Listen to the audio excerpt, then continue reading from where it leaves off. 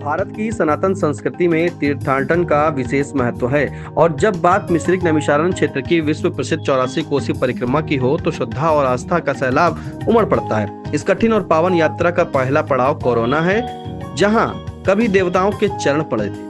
महर्षि दधीच से लेकर मर्यादा पुरुषोत्तम श्री राम और योगेश्वर श्री कृष्ण की स्मृतियां आज भी जीवित है।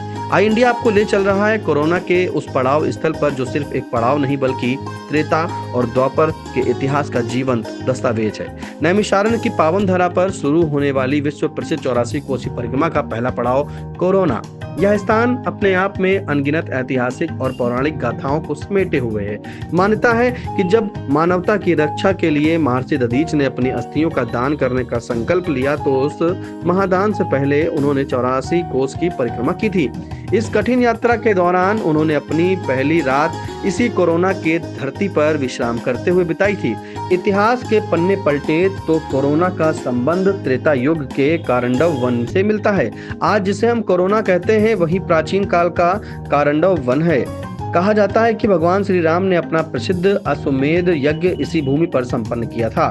आज भी यहाँ भगवान राम द्वारा स्थापित शिवलिंग अपनी दिव्यता बिखेर रहा है। यहाँ स्थित यज्ञ बाराकूप उस महान अनुष्ठान का साक्षी है, जबकि अहिल्या और अरुंधति कूप आज भी श्रद्धालुओं की आस्था का केंद्र बने हुए। सिर्फ त्रेता ही नहीं, द्वापर युग में भी इस भूमि की महिमा अपरंपार रही। भगवान श्री कृष्ण और पांडवों ने भी इस 84 कोसी परिक्रमा को पूर्ण किया था। पहले पड़ाव के रूप में कोरोना को ही चुना था।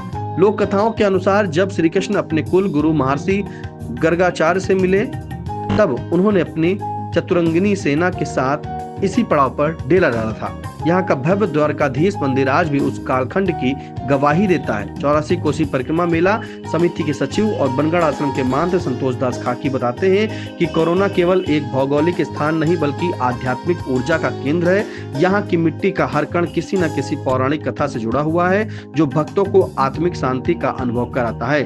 कोरोना की यह पावन धरती हमें सिखाती है कि त्याग, तपस्या और भक्ति का मार्ग कितना प्राचीन और अडिग है। सदियां बीत गई, युग बदल गए, लेकिन इस पहले पड़ाव की महिमा आज भी उतनी ही अक्षुण्ण है। अगर आप भी आध्यात्म की गहराई को छूना चाहते हैं तो कोरोना के इन मंदिरों और कूपों के दर्शन एक बार जरूर करें। आई इंडिया गुरुवार को परिक्रमा के दूसरे पड़ाव हरैया के महत्व से रूबरू कराएगा। देखते रहें आई इंडिया।